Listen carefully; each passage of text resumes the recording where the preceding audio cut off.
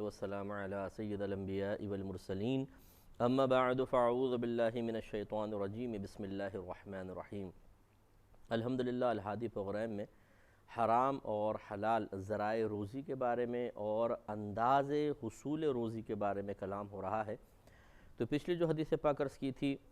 متفق علیہ ہے، یعنی بخاری و مسلم دونوں نے اس حدیث کو نقل کیا ہے۔ حضرت عمر فاروق رضی اللہ تعالی عنہ سے روایت ہے کہ نبی کریم صلی اللہ علیہ وسلم نے ارشاد فرمایا کہ اللہ تبارک و تعالی یہود کو ہلاک فرما دے کہ جب ان پہ چربی حرام کی گئی تو وہ اسے پگھلاتے اور فروخت کر لیا کرتے۔ گویا کہ جب ایک چیز حرام کر دی گئی تو اس سے بچنا چاہیے، وہ بغیر مجبوری کے صرف نفع حاصل کرنے کی غرض سے حرام کو ایک اور شکل میں بدل کر اس کو حاصل کرنے کی کوشش کیا کرتے تھے، جس پر اللہ تعالیٰ نے ان پہ عذاب بھی نازل فرمائے، جیسے میں نے پچھلے پروگرام میں بتایا، اور نبی کریم صلی اللہ علیہ وسلم نے ان کے لیے اس طرح جملہ ارشاد فرمایا۔ اس پر ہم عرض کر رہے تھے کہ بعض اوقات انسان مجبور ہو کر کسی یعنی حلال طریقے سے وہ کسی مجبوری کو ختم نہیں کر پاتا، بہت ہی سخت کرائسس میں ہوتا ہے، پریشانی میں ہوتا ہے، تو پھر اس کو کوئی ایسا حیلہ شرعی بتایا جاتا ہے کہ براہ راست اس کی گرفت بھی نہ ہو، اور اس کے لیے ایک ایسی چیز جو اگر براہ راست دیکھی جائے تو حرام محسوس ہو، لیکن اس حیلے کے ذریعے اس کے لیے حلال کر دیا جاتا ہے۔ اور یہ علماء کا ہی کام ہوتا ہے کہ وہ قیودات شرعیہ کا لحاظ کر کے پھر اجازت دیتے ہیں کہ ہاں آپ یہ عمل کر لیں تو آپ کے لیے چیز جائز ہوگی۔ اب جیسے میں نے بتایا تھا کہ ایک شخص انتہائی مجبور ہے، بہت ہی سخت تنگ دستی کے عالم میں ہے، عزت اور جان کے لالے پڑ گئے ہیں، جیسے اور بہت سارے قرضے کسی سے لیے ہوئے ہیں، اب وہ بینک سے کوئی قرضہ لینا چاہتا ہے اور بینک بغیر سود کے اسے قرضہ دینے کے لیے تیار نہ ہو، تو اب وہ کیا کرے؟ تو یوں کر سکتا ہے کہ مثلا اگر 10 لاکھ روپے قرضہ لینا ہے اور بینک اس پہ 2 لاکھ روپے سود لینا چاہتا ہے، تو یہ معاہدہ یوں ہی کریں کہ 10 لاکھ لوں گا اور 10 لاکھ ہی دوں گا، اس پہ سودی معاہدہ نہ کرے، لیکن ساتھ میں بینک ایک پین اس کو بیچے، پین 2 لاکھ روپے کا، اور کہے کہ اس 2 لاکھ روپے کا کے جو اماؤنٹ ہے اس کو آپ جو قرضے کی قسطیں دیں گے اسی کے ساتھ ایڈ کر کے تھوڑا تھوڑا یہ آپ ہمیں دیتے جائیں۔ جیسے کہ سود کی قسط بنتی، اگر مثال کے طور پہ 10,000 روپے مہینہ سود کی قسط بنتی اور قرضہ جو ہے وہ لیتے وہ 50,000 روپے مہینہ، اس طرح 70,000 روپے مہینہ دینا ہے، تو اب یہ سود نہیں بن رہا بلکہ اب اس پین کی قیمت جا رہی ہے، وہی 10,000 جا رہے ہیں لیکن پین کی قیمت۔ تو اس طریقے سے حیلے کر سکتے ہیں، لیکن یہ وہیں کر سکتے ہیں جیسے میں نے آپ کو بتایا جہاں ایک شخص بہت زیادہ مجبور ہے، لاچار ہے، اور اس کے علاوہ اور کچھ اس کے پاس حل نہیں ہے، تو پھر وہ براہ راست حرام میں پڑنے کے بجائے اس طرح کی علماء سے تدابیر معلوم کر کے اپنے آپ کو اس مجبوری کی کیفیت سے باہر نکال سکتا ہے۔ اب جیسے باہر کا مسئلہ ہوتا ہے، بینک سے قرضہ لیتے ہیں، پھر مکانات خرید لیتے ہیں، مورگیج پہ جیسے لیا جاتا ہے، ہم تو اس کو منع کرتے ہیں، کیونکہ میں نے آپ کو سود کی مذمت کے سلسلے میں واضح طور پہ بتایا کہ سود جس طرح مسلمان سے لینا دینا حرام ہے، ایسے ہی کافر کے ساتھ بھی معاملہ ہوتا ہے، نہیں لے دے سکتے۔ لیکن بعض اوقات ایسا ہوتا ہے کہ انسان انتہائی مجبور ہو جاتا ہے، اور اس مجبوری کی صورت میں جیسے وہاں کے علماء بہت سے مفتیان کرام جواز کا فتویٰ دیتے ہیں، تو وہ پھر کہہ دیتے ہیں آپ بینک سے لے لیں اور اس طرح کر لیں۔ اس میں اگر کوئی حیلہ اختیار ہو سکتا ہو تو بہت ہی بہتر ہے کہ وہ اختیار کیا جائے اگر بینک بھی راضی ہو۔ مثال کے طور پر جیسے یوں اگر ہو کہ اگر 50 لاکھ کا مکان خریدنا ہے تو اس سے یوں طے کیا جائے بینک سے کہ بینک وہ 50 لاکھ میں خرید لے۔ اب اگر بینک 50 لاکھ دے کر اس پہ 10 لاکھ سود لینا چاہتا تھا تو گویا کہ اب 60 لاکھ بینک کو دینا، تو یوں کریں کہ بینک 50 لاکھ کا مکان خریدے اور اس شخص سے 5 لاکھ بطور ڈپازٹ اپنے پاس رکھ کر یہ مکان اسے کرائے پر دے دے۔ اب کل 60 لاکھ لینے تھے، 5 لاکھ تو یہ آئے ہوئے ہیں، 55 لاکھ یہ شخص اتنے عرصے تک اس میں کرائے کی مد میں بھرتا رہے کہ 55 لاکھ پورے ہو جائیں۔ 55 لاکھ پورے کرنے کے بعد پھر بینک اس کو آفر کرے، کیونکہ ابھی یہ بینک کی ملکیت میں ہے مکان، پھر بینک آفر کرے جو تمہارے 5 لاکھ ڈپازٹ میں رکھے ہوئے ہیں اس کے بدلے میں اگر تم مکان خریدنا چاہو تو ہم سے خرید لو، ورنہ مکان ہمیں دو اور اپنے 5 لاکھ لے لو۔ اب یہ اس 5 لاکھ سے اس مکان کو خرید لے۔ اب آپ تھوڑا غور کریں کہ پہلے گویا کہ اس نے بینک سے مکان رینٹ پر لیا، 55 لاکھ رینٹ کے طور پر بینک کو دے دیا، آخر میں 5 لاکھ کی پرچیزنگ کر لی اسی مکان کی، اس طرح کل 60 لاکھ بینک کے پاس بھی پہنچ گیا اور اس شخص کے لیے وہ مکان بالکل طیب اور حلال رہا۔ لیکن اب بینک مانے تب بات ہے، ورنہ بہت حلال طریقہ بھی کیا جا سکتا ہے، اس طریقے سے وہاں پر مکان لیے، ایک نہیں بلکہ کئی مکان لیے جا سکتے ہیں، پھر تو کوئی مسئلہ ہی نہیں رہے گا۔ تو اس لیے تھوڑا سا اس پہ غور کرنا چاہیے کہ جو بھی ہمارے کوئی بھائی بہن ایسا کام کر رہے ہیں کہ جس میں حلال کو حرام کو حلال کرنے کے لیے کوئی حیلہ اختیار کیا گیا اور بغیر کسی مجبوری کے، صرف نفع کے حصول کے لیے، انہیں اللہ کی بارگاہ میں توبہ کرنی چاہیے، باقی مجبوری کا حال اللہ تعالیٰ بہتر جانتا ہے۔ حضرت انس رضی اللہ تعالی عنہ نے فرمایا کہ ابو طیبہ ایک شخص تھا، غلام تھا یہ، اس نے رسول اللہ صلی اللہ علیہ وسلم کو پچھنے لگائے، یعنی حجامہ کیا، تو آپ نے اسے 1 صاع کھجوریں دینے کا حکم فرمایا اور اس کے مالکوں سے فرمایا کہ اس کے ٹیکس میں کمی کر دیں، یعنی جو یہ جزیہ دے رہا ہے اس کے ٹیکس میں کمی کی جائے۔ تو اس سے دیکھیں معلوم ہوا کہ حجامہ کی اجرت لینا دینا یہ شرعاً جائز ہے، ورنہ اگر لینا حرام ہوتا تو دینا بھی منع ہوتا، لیکن ہمارے نبی کریم صلی اللہ علیہ وسلم نے یہ دیا ہے۔ اور پیچھے میں نے ایک حدیث پاک عرض کی تھی کہ سرکار نے حجامہ کی اجرت سے منع فرمایا، اس میں نے آپ کو پہلے عرض کیا تھا کہ بعض اوقات ایک حکم ایک خاص وقت کے لیے ہوتا ہے، پھر دوسرا حکم بیان کر دیا جاتا ہے جو بتاتا ہے کہ پہلے حکم کی مدت ختم ہو گئی ہے، اب نیا حکم چلے گا، تو یہ بعد والا ناسخ کہلاتا ہے اور پہلا والا منسوخ کہلاتا ہے۔ تو گویا کہ حجامے کی اجرت کو پہلے نبی کریم صلی اللہ علیہ وسلم نے منع فرمایا اور بعد میں خود اس کی اجازت مرحمت فرمائی۔ اگلی روایت کی طرف آتے ہیں، یہ ابو داؤد اور دارمی نے اس کو روایت کیا ہے۔ حضرت عائشہ صدیقہ رضی اللہ تعالی عنہا کا بیان ہے کہ نبی کریم صلی اللہ علیہ وسلم نے ارشاد فرمایا کہ سب سے پاک تمہارا وہ کھانا ہے جو تمہاری اپنی کمائی سے ہو، اور بے شک تمہاری اولاد بھی کمائی سے ہے۔ تو یہ ترمذی، نسائی، ابن ماجہ میں ہے، اور ابو داؤد اور دارمی کی روایت میں مزید تھوڑا سا اتنا ہے کہ آدمی جو کھائے ان میں سب سے پاک وہ ہے جو اس کی کمائی سے ہو، اور بے شک اس کی اولاد بھی اس کی کمائی سے ہے۔ تو اب دیکھیے، ایک تو یہ کہ انسان براہ راست کوئی کام کر کے کچھ نفع حاصل کر رہا ہے، چاہے وہ نوکری کر کے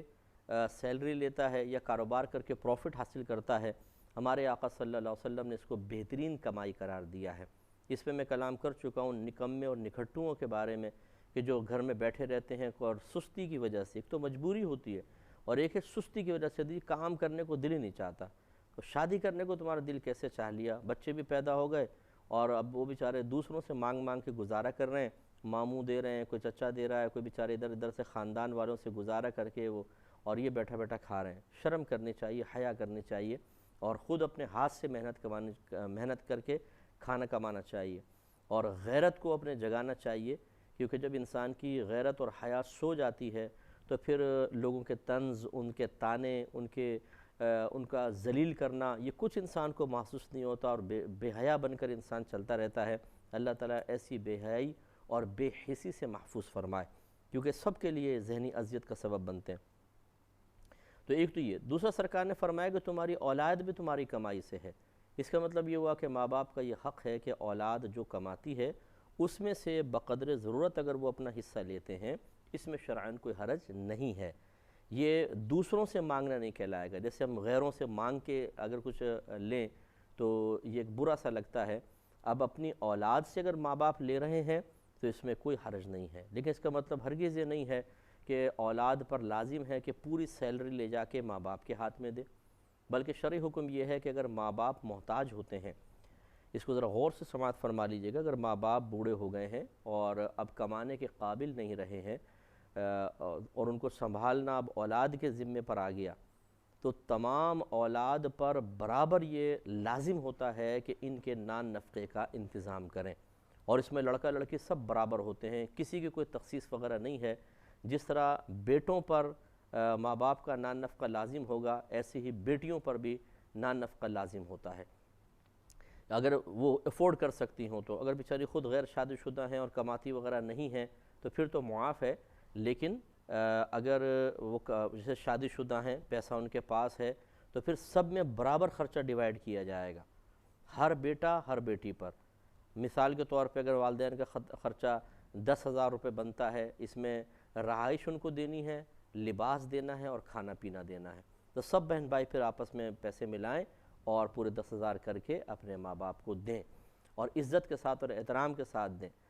ہمارے ہاں کیا ہوتا ہے کہ بعض اوقات ایک بیٹے پہ ذمہ داری ڈال دیتے ہیں. بڑے بھائی نے شادی کی، نکل گیا بیوی کے ساتھ. دوسرے نے شادی کی، وہ نکل گیا. بیٹیوں کی شادیوں کی چلی گئی. چھوٹا والا بیچارہ وہ پھنس گیا. پھنس گیا سے مراد یہ تو بہت ہی خوبصورت جال میں پھنسا ہے کہ اس کے لیے تو جنت ہے اگر یہ خوش دلی کے ساتھ کرے. میں عرفی اعتبار سے کہہ رہا ہوں کہ جو بیچارہ سب سے لاسٹ میں ہوتا ہے وہ تمہیں سنبھالنا ہے ماں باپ کو. اب اس کے بھی بیوی بچے ہیں اور وہ بیچارہ سنبھال رہا ہے. باقی کوئی مالی سپورٹ کبھی کبھار کر دی ورنہ نہیں. تو باقی بہن بھائی سمجھتے ہیں چونکہ تمہارے ساتھ والدین ہیں تمہیں سنبھالنا ہوگا، حالانکہ سب کے اوپر لازم ہے کہ اپنے والدین کو سنبھالیں اور عزت کے ساتھ سنبھالیں. چنانچہ خلاصہ کلام یہ ہوا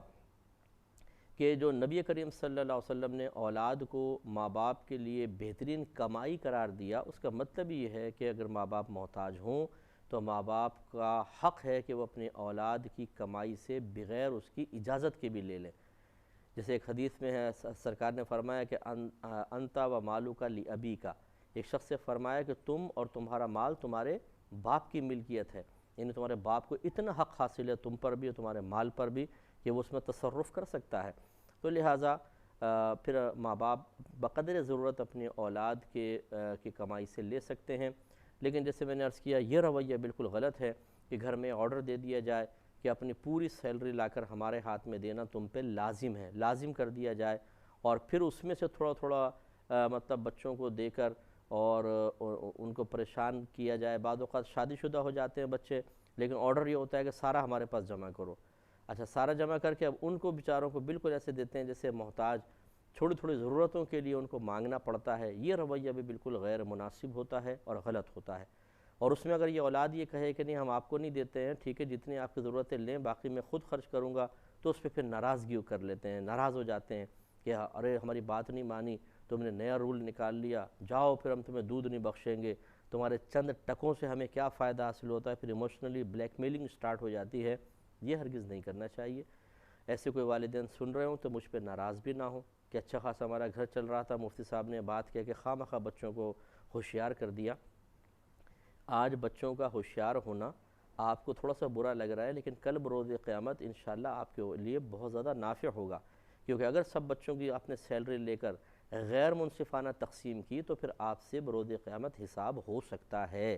کہ ایک بیٹے نے زیادہ سیلری دی، دوسرے نے کم دی اور آپ نے سب کو مطلب ایک لاٹھی سے ہانک دیا. جس کا زیادہ بیچارے کا پیسہ تھا اس کو تم تھوڑا تھوڑا دیتے رہے. اور بعض اوقات پھر ایسے بھی ماں باپ دیکھیں کہ وہ بیٹیوں کو تھوڑا تھوڑا لے کر بیٹیوں کو دیتے رہتے ہیں حالانکہ وہ شادی شدہ ہوتی ہیں. بھائیوں کا پیسہ جمع کر کے وہاں اور وہ لڑکا اپنی بیوی بچوں پہ خرچ نہیں کر پاتا. اس طرح کی غیر منصفانہ تقسیم پر بھی ہمیں توجہ کرنی چاہیے. تو بہرحال حضرت عبداللہ بن مسعود رضی اللہ تعالی عنہ سے مزید آگے کی روایت ہے کہ نبی کریم صلی اللہ علیہ وسلم نے ارشاد فرمایا کہ اگر جب کوئی بندہ مال حرام کمائے اور اسے اپنے پیچھے والوں کے لیے چھوڑ جائے، مال حرام کمائے اور پیچھے والوں کے لیے چھوڑ جائے تو وہ اس کو جہنم میں لے جانے کا سامان ہوگا. اندازہ کریں کہ بعض اوقات انسان حل میں مزید کر رہا ہوتا ہے اور حرام حلال کی تمیز بھول کر خوب پیسہ جمع کر رہا ہوتا ہے اور اس سے جب وہ بیٹے کو گاڑی دے رہا ہے، بیٹی کو موبائل لے کر دے رہا ہے، بیوی کو زیور بنا کے دے رہا ہے، سب بڑے خوش ہوتے ہیں، ابا جان زندہ باد، ابا جان بہت اچھے ہیں ہمارے، thank you papa, thank you ابو جان. اور سارے بچے کیونکہ نفع جب مل رہا ہو اولاد کو اور ان کی خواہشات پوری ہوں تو ابا جان بہت پیارے لگتے ہیں. اور اگر وہ بیچارہ ابا جان کی خواہشات پوری نہ کریں تو بیوی بچوں کا موڈ آف ہو جاتا ہے، پھر ابا جان بہت برے لگتے ہیں اور ان کے لیے نازیبہ کلمات بھی زبان سے نکالنے میں انسان عار محسوس نہیں کرتا. تو اب اس قسم کے نادان بھی ہیں جو ان بچوں کے چہرے پر ایک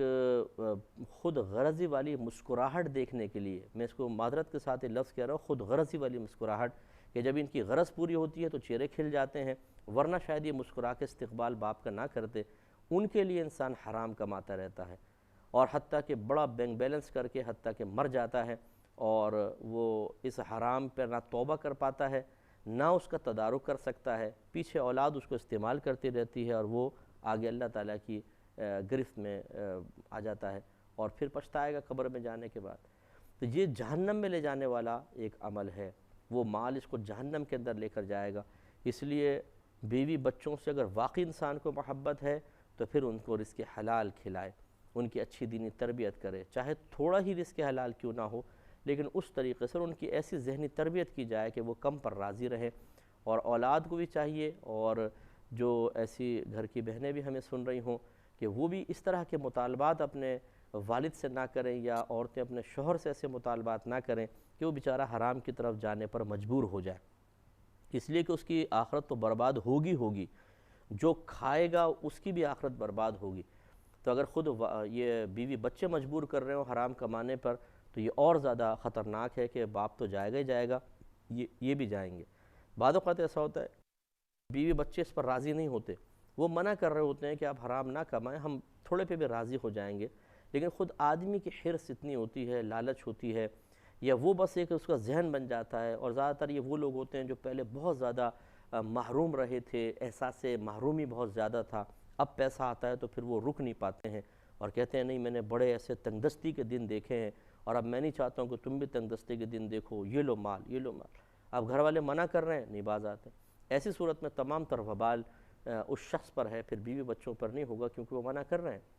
اور یہ یاد رکھیں کہ اگر باپ مال حرام چھوڑ کر مر جاتا ہے،